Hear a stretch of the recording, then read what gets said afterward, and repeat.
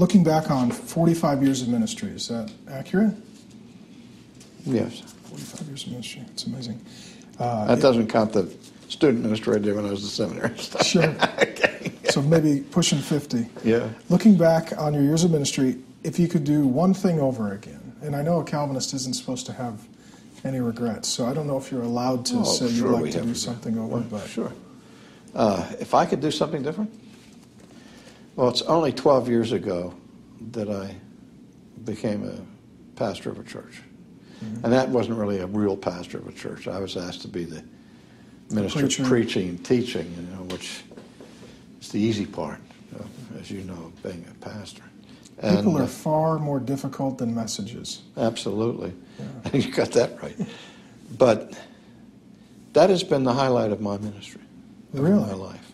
So you were an academic, primarily a lecturer and teacher, right? But having a flock, being their pastor. Yes.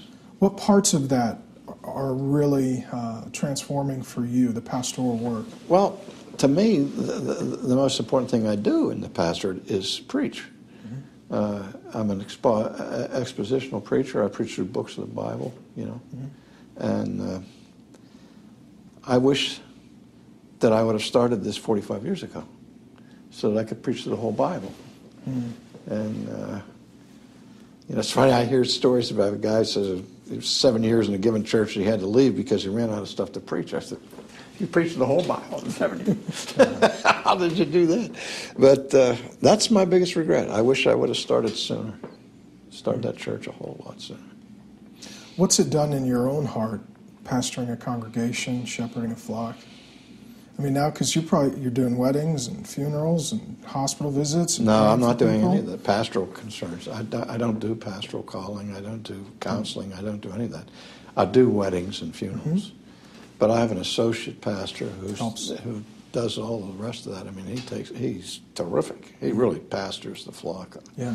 But still, the greatest benefit for me is working through the whole text of Scripture. Mm-hmm. In a preaching mode with people. What's the difference between lecturing in a class and preaching in a church? Well, my students, would say, I think a lot of them, that they couldn't tell a difference because I mix those up. When I would get to be teaching in systematic theology and that sort of thing in the seminary, in the middle of the lecture, I'd start preaching. But there is a difference between teaching and preaching. And there's a lot of teaching in my preaching.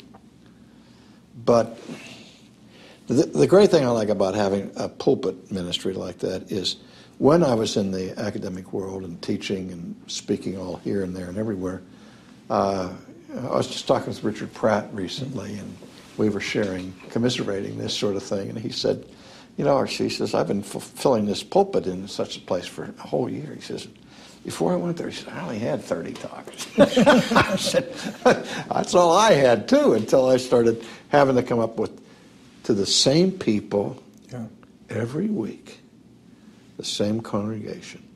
There's a whole lot to be said by that. I mean, there's a place for itinerant preachers and teachers, and I've been that most of my life.